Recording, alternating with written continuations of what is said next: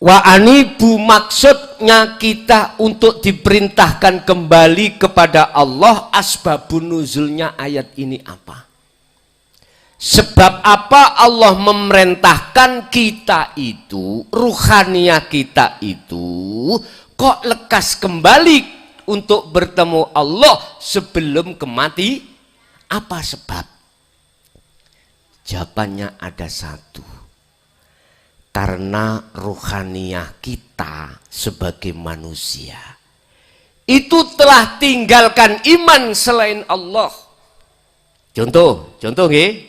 Contoh, ning ngajeng kula niki ombenan kawathah. Dhisik waktu kula ning Lumajang tak entekno mulya anyang-anyangen. Wis iki ndak. Di depan saya ada teh. Ketika saya minum, mohon maaf permisi, mohon izin. Mohon izin ya.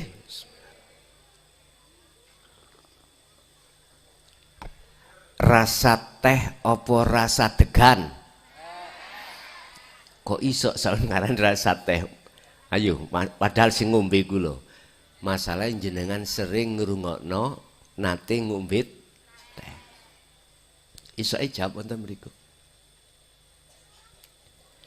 Tatkala di dalam hati saya tanya, teh iku makhluk apa kholik? Makhluk ya? Sekali lagi Bapak Ibu, teh iku makhluk apa Allah? Makhluk ya? Oke. Kalau kita berpegang teguh pedoman Quran, selain Allah itu sifatnya la haula wala quwata. Tidak punya daya upaya untuk mengeluarkan rasa teh, rasa seger, tidak bisa. Wala quwata, dan juga tidak bisa mengeluarkan kekuatan apapun. Tetapi manakala di situ bisa mengeluarkan rasa teh semata-mata illa bil pun. Sepakat? Sepakat ya? Oke, shollu ala Nabi Muhammad. Kalau toh sepakat bahwasanya makhluk itu enggak punya daya upaya apapun dan datangnya daya itu dari Allah, manakala saya yakin rasa itu datangnya dari teh, manis datangnya dari gula, maka iman saya cidra. Tahu cidra? Iman saya bermasalah. Padahal la ilaha illallah. Mengapa dalam hati kita masih merasa selain Allah itu yang bisa mendatangkan manfaat, ya darra, bisa mendatangkan bahaya? Karena iman kita masih ada di syariat. Paham?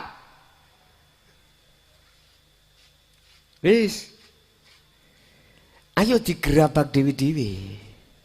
Siapapun kita, apapun status kita, tatkala kita belum mengenal sifat hakikate Allah, sifat wajib Allah, maka sampai kapanpun dalam hati kita masih ada syirik yang disebut syirik khafi. Inilah yang ditakutkan, yang dikhawatirkan baginda Rasulullah Sallallahu Alaihi Wasallam terhadap umatnya. Apa? Tiap hari, tiap saat kita itu dijungkel-jungkel nafsu. Inna nafsa la amaratum bisu. Ngejak lali nang Allah, artinya lali kalau datangnya rasa manis, rasa seger itu dari Allah. Hati kita lalai. Akhirnya kita menuduh dan meyakini datangnya rasa manis dari gula, datangnya rasa setengah pahit itu dari teh. Paham? Itu karena kita belum mengenal sifat wajibnya Allah dengan sempurna. Oleh sebab itu matur suwun terhadap para masyayikh thariqah dimanapun dan apapun. Para mursyid thariqah matur suwun panjenengan didik lan ngenalke umat Islam khususnya yang masih di golongan golongan syariah lekas, dia akan memahami sifat-sifat wajib Allah. Terus pertanyaan ini harus saya jawab, Gus, apakah saya masuk thariqah itu harus umur 40, 60, 50?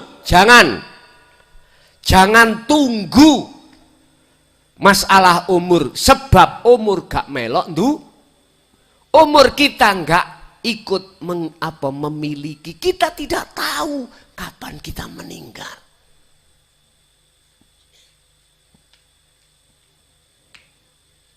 Mohon maaf, sekali lagi mohon maaf.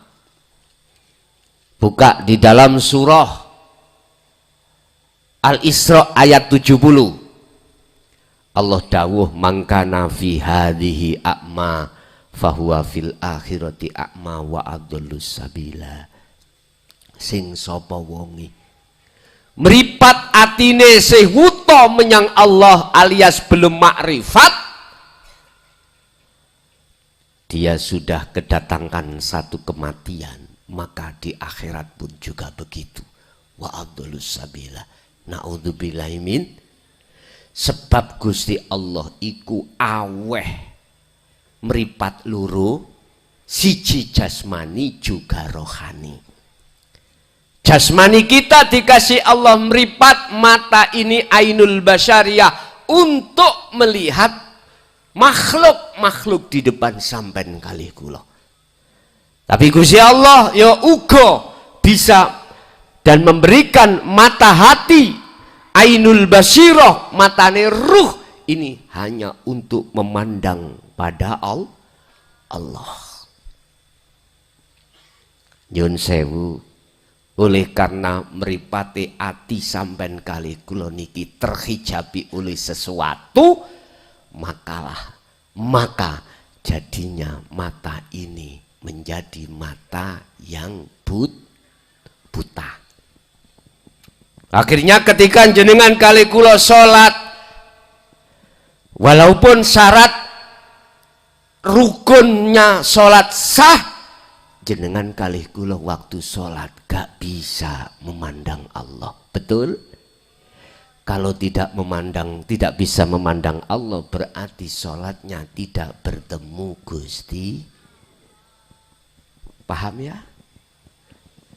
Pertanyaan saya, sampai kapan itu terjadi? Padahal Allah katakan dalam surah Al-Baqarah ayat 238, khafidhu ala sholawah wassolatil wusta wa qumu lillahi qanitin ay khashi'in. Wajib sholat iku ketemu Allah. Wajib, bukan sunnah, wajib. Selama ini yang kita dengarkan wajib ngelakoni, lah ngeten nggih. Tapi gak disampaikan wajib makrifat bertemu Allah. Ilmu tentang masuk di dalam wilayah inilah terkesan ditutup-tutupi. Oleh sebab itu mohon maaf, izinkanlah kami dari jauh-jauh dari Provinsi Jawa Timur mengenalkan dan memberikan cara bagaimana Anda itu bisa lekas bertemu Allah sebelum kematian. Wis. He wong syariat munggah ning thariqah kuwi. He wong thariqah munggah ning hakikat. He wong hakikat munggah ning makrifat. Itu harga mati. Buka di dalam surah Al-Baqarah ayat 208. Ya ayyuhalladzina amanu dkhulu fis-silmi kafah wala tattabi'u khutuwati syaiton innahu lakum aduwwum mubin. Wahai orang-orang yang beriman, ihsankanlah imanmu. Loh ngoten lho. Masuklah kau di dalam agama Islam kafah dengan sempurnane Islam iku kalau sudah di tingkatan makrifat. Gampang Pak Bu, mboten wangel. Oleh angel iku sebab jenengan orang ngerti ngelmune titik. Sampeyan takok Bapak Abri. Nyekel bedil gampang apa angel? Gampang kanggo beliaunya karena sudah dilatih. Coba jenengan yang nggak pernah dilatih, ilmunya gak dituduhkan, ilmunya tidak diajarkan, saged ta sampean bedil? Mboten saged. Berarti kuncinya adalah latihan. Ngoten nggih? Siji latihan ilmunya, dua latihan prakteknya, telu istiqomah. Sampai kenal sniper nih, apa sniper? Sniper ya, sniper. Titis nih.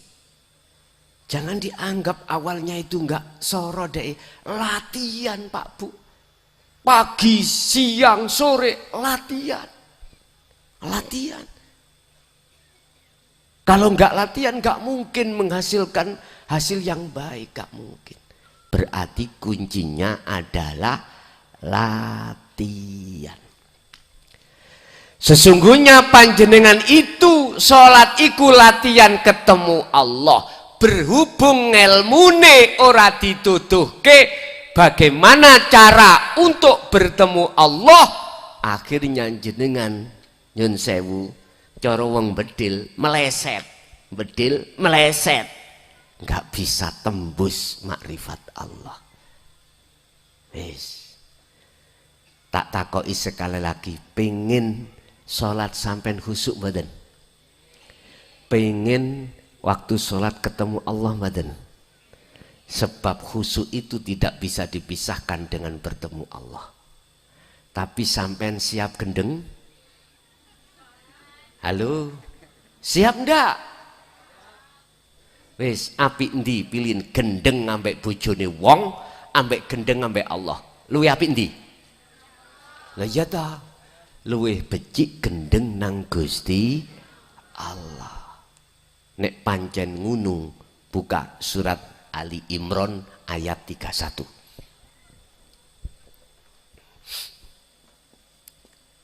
Imran 31. Kul katakan Muhammad, in kuntum tuhibbunallaha, apabila cintamu diterima oleh Allah dan dijadikan sebagai kekasih Allah. Atau ayat ini saya artikan, jikalau kau ingin waktu sholat bertemu Allah, atau kalau kau ingin waktu sholat iku khusyuk, fattabi'uni, kata Rasul. Dawuh Allah cuman disampaikan Kanjeng Nabi. Kanjeng Nabi dikengen dawuh, ikuto aku, kata Rasul. Mengikuti yang bagaimana ya Rasul? Mohon maaf, sempurnakanlah Islammu. Jangan hanya duduk di syariah, naiklah ke thariqah, kemudian naiklah ke hakikat, naiklah ke makrifat. Inilah yang kumaksud dalam hadis Rasulullah, sallu kama ra'aitumuni usolli. Ini Pak, jikalau kau panjenengan sedaya ruhnya ingin betul-betul bertemu Allah di kala waktu sholat, mohon maaf, belajar ilmu sing kanggo, belajarlah ilmu yang untuk mendidik ruhaniah sampean kali kula bertemu Gusti. Inilah tahapan kita di dalam Al-Quran cara bertauhid. Di dalam tauhid la ilaha illallah akan melahirkan namanya zikir jahri. Di dalam thariqah akan melahirkan zikir sirri. Ada yang mengatakan ismudat, ada yang mengatakan khafi. Intinya zikir yang diucapkan di dalam hati. Tahun 76 dulu itu Abah kalau mewajibkan saya zikir siri itu 1 hari 1 malam itu 20.000. Entah sekarang berapa. Mursyid sekarang kalau memberikan muridnya, pengikutnya, jamaahnya berapa puluh ribu. Bapak Ibu, zikir jahri dan siri itu masih apa? Masih memanggil nama Allah. Inilah proses kita. Proses kita di situ.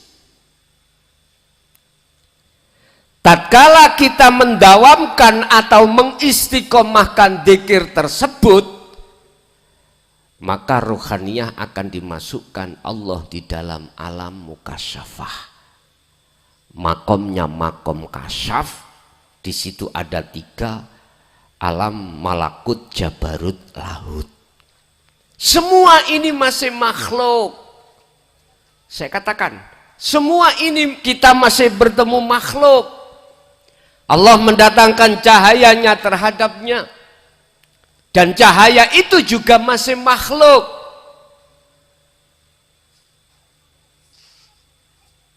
Perlulah kita akan masuk di dalam zikir yang ketiga adalah la ilaha illa anta subhanaka inni kuntu minadz. Lah tauhid ini di dalam surah Al-Anbiya ayat berapa itu? 78 apa 87? Mengeluarkan zikir sirul asror. Ini. Zikir di mana ada 3 pintu di situ nanti. Ada su'aul basyiroh. Apa su'aul basyiroh? Di dalam hati sampean. Masuk di dalam surat An-Nur ayat 35. Nurun ala nurin yahdillahi li nurihi mayyasha. Allah akan mendatangkan cahaya makrifat terhadap hamba yang digendaki di dalam hatinya untuk mengusir syirik-syirik tadi. Termasuk kula masih punya iman selain Allah. Contoh gula mendatangkan rasa manis, teh mendatangkan rasa pahit. Hatiku masih ada di situ.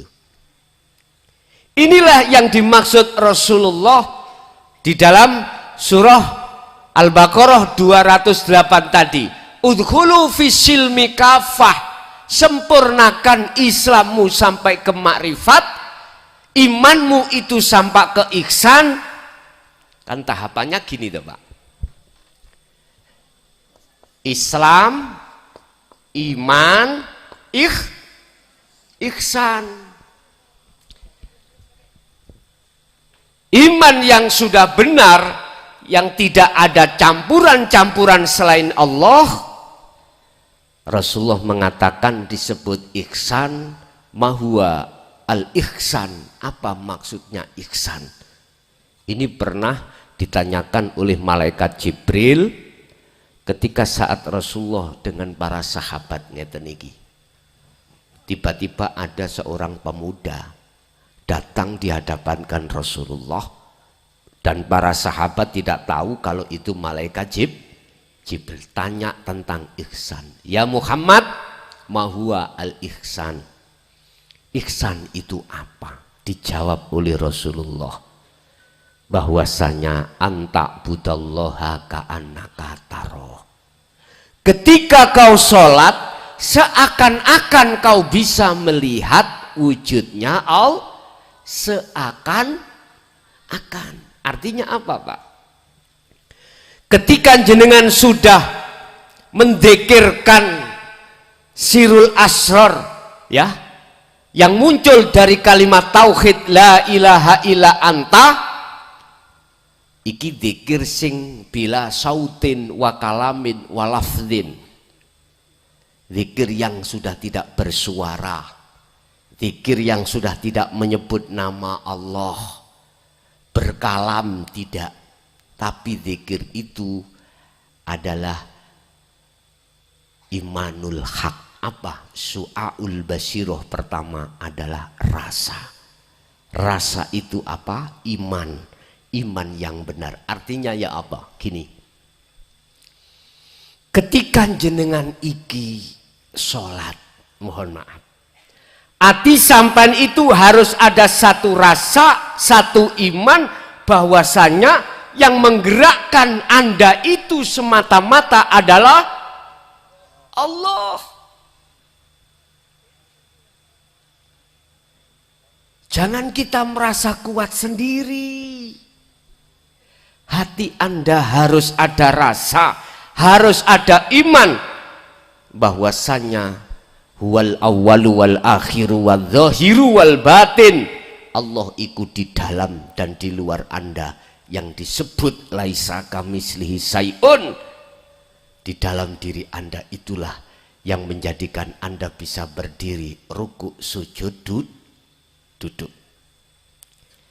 Artinya hati panjenengan sibukno merasa kehadiran Allah di dalam dan di luar dirimu, itulah yang menjadikan dirimu bisa bergerak. Paham? Tadi kan sudah sepakat kalau makhluk itu la haula wala quwata. Bisanya berdiri illa bil, bisanya rukuk illa bil.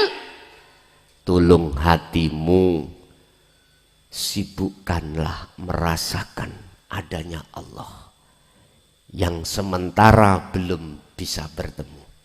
Cuman pertama harus yakin, harus merasakan kalau gerak kita itu yang menggerakkan Gusti. Jelas? Ala bidzikrillahi tatmainnul qulub. Ingatlah, hanya dengan zikirlah kau bisa hatimu tenang.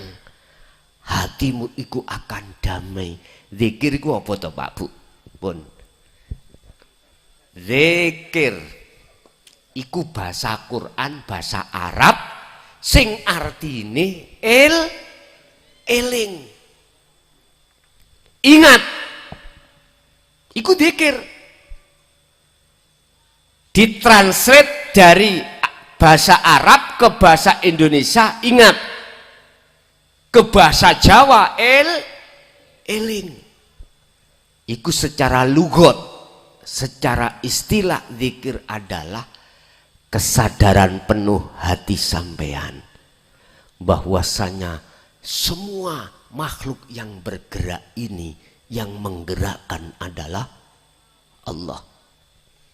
Idza sa'alaka ibadi, he Muhammad, tatkala hambaku bertanya tentang aku, fa inni qoribun, jawablah aku iki dekat.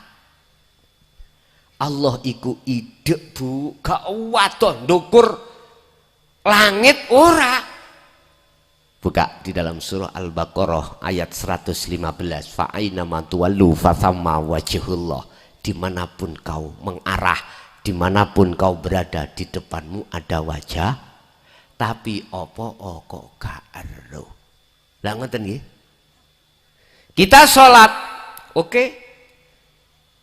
Di depan kita ada tembok, ya kelihatan tembok. Menghadap ke bawah, melihat sajadah, ya kelihatan saja. Mengapa seperti itu? Padahal antara dirimu dan tembok atau sajadah itu ada Allah. Mengapa kita tidak tahu? Jawabannya cuma satu, karena mata hati kita itu masih tertutup oleh sesuatu. Mengapa tertutup? Karena ilmu yang untuk membedah, merobohkan dinding penutup ini tadi belum panjenengan dapatkan, lalu belum Anda tindakkan. Itu persoalannya. Makanya saya hadir, akan saya urai. Urusan jenengan mau atau tidak menerima bukan urusan saya. Inni balagum minkum, saya hanya menyampaikan saja. Urusan diterima atau tidak, saya tidak boleh menyalahkan. Lebih-lebih yang tidak mau menerima, tidak boleh saya salahkan. Karena ajaran ini, mohon maaf, la ikraha fiddin, tidak ada paksaan.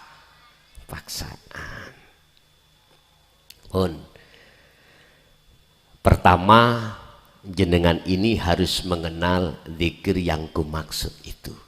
Hati ingat, sadar bahwasanya semua apapun itu terjadi karena yang menterjadikan adalah Allah. Wis, zikir niki mawon. Sing kudu yang harus panjenengan asah terus. Di samping zikir jaharnya, di samping zikir sirinya, sertakan juga sirul asrar, supaya jenengan kali kulo ini estu bisa mengenal Allah, baik dari nama, dari sifat dan sampak terhadap zatnya. Kalau nanti sudah ke zatnya, Anda akan mengenal af'alnya. Ini Bapak Ibu yang harus panjenengan ugemi, yang harus panjenengan pentingkan ketika saat kita di dunia itu juga mementingkan kebutuhan dunia. Lakukanlah hal seperti ini di sela-sela Anda meraih dan mencari kebutuhan dunia. Paham nggih? Pun. Terus ketika saat jenengan manakala hati ini sudah sibuk terus berzikir pada Allah, inilah nanti akan Allah tanamkan rasa mahabbah, rasa gila, rasa gendeng Anda kepada Allah. Bukan gendeng si ngomel-ngomel di jalan, bukan. Hati sampean akan terbentuk sebuah karakter cinta hanya pada Allah. Sallu ala Nabi Muhammad. Otomatis sampai mendapatkan pengajaran hal ini lebih ke dalam, jenengan harus cari guru akhirat. Anda harus cari pembimbing, Anda harus cari guru akhirat, yang guru akhirat ini hanya mengajarkan dan mendidik ajaran Rasulullah di jalur dinul tauhid. Huwaladzi arsala rasulahu bil huda wa dinil haq liyudhhirahu 'ala dini kulli walau karihal musyrikun. Dialah Allah yang mengutus utusannya untuk membawa dinut tauhid, untuk membawa hidayah wa dinit tauhid, dan agama yang bertauhid. Agama yang bertauhid itu adalah agama yang mengesahkan pada Allah. Makanya mengapa undang-undang Indonesia, mohon maaf, saya termasuk penentang pertama manakala Indonesia itu diubah menjadi negara yang lain yang tidak berpancasila. Sungguh, di situ pertama yang ditanamkan adalah ketuhanan yang maha. Artinya apa Pak Bu? Kita hidup di dunia ini wajib hati sampean itu mengahadkan Allah, mengesahkan Allah. Sebab dengan begitulah Anda soyo suwi akan dibimbing Allah sendiri dan untuk bertemu Allah.